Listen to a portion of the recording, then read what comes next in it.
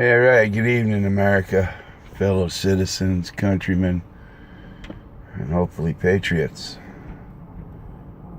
I'm in, as the locals call it, Quincy, after John Quincy Adams, I guess. I thought his name was Quincy, but whatever.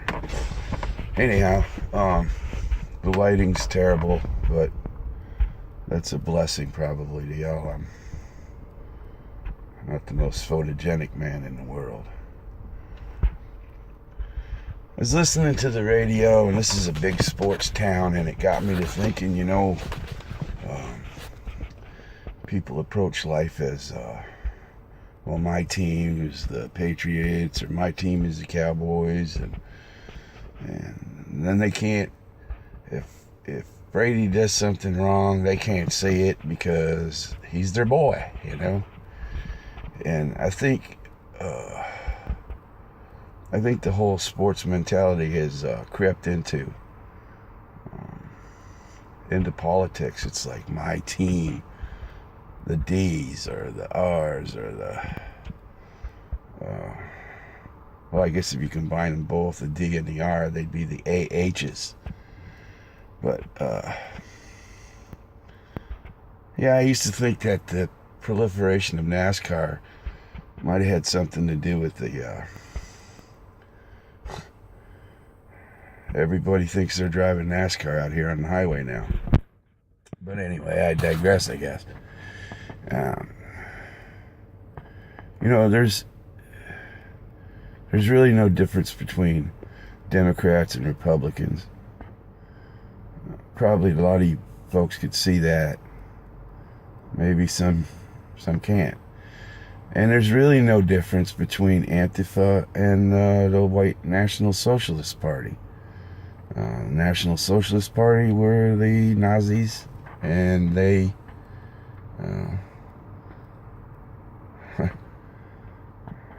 they were a violent group of people. And in Germany, they were fighting against the fascists. The difference between a fascist and a National Socialist, they all want to rule everything. The difference is the Antifa, they're communists, they want the whole world, and the National Socialists just want to rule their own little neighborhood, which either one, I don't want to live under either system, so I don't have a dog in that fight. I think they're both, I know they're both wrong.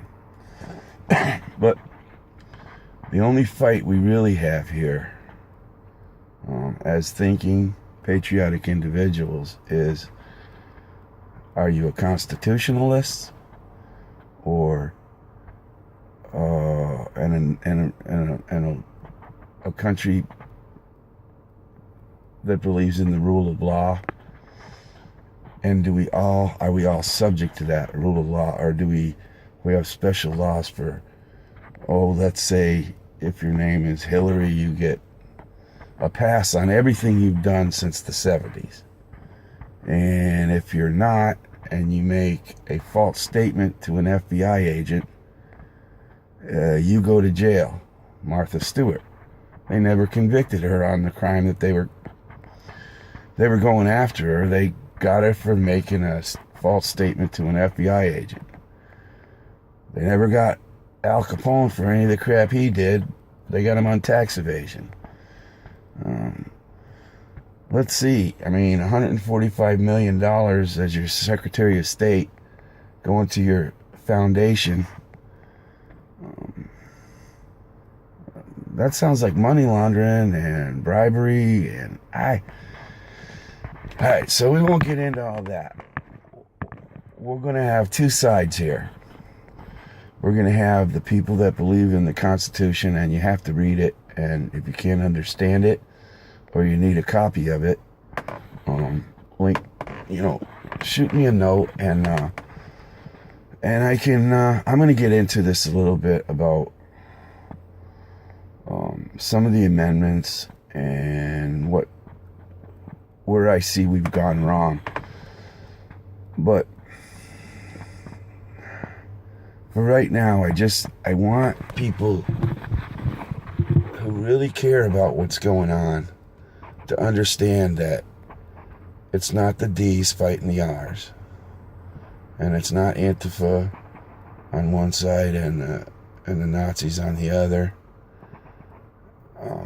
It's those of us who revere the Constitution and believe that our rights come from God, not from government, and the other part of our country that believes that government is here to take care of them and solve all their problems. And a government that's big enough to give you everything you want is most definitely big enough to take everything you have. So I just want people to think in those terms as opposed to this D and the R stuff, because there's really there's a handful of people in DC that I would trust, and the list gets shorter all the time. I used to have respect for the Speaker of the House, but I think you go up there and you swim around in that cesspool and you can't help but coming out smelling like crap. So what I'm going to do is I'm going to propose some arguments and try to convince you my arguments of what is going on and the way out. This is just a beginning. There's so much to do and there's so much to say. I don't really know where to start. But again, just even if you don't like them, pray for your government. Pray for your enemies. Count your blessings. Thank him for the day that you had, even if it was a lousy one. You got to know a bunch of pain to know any pleasure anyway. If it was all whistles and lollipops, it wouldn't be fun. That's about it.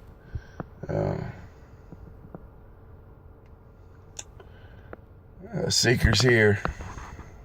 God bless you, America, and we'll talk soon. Thanks. Bye.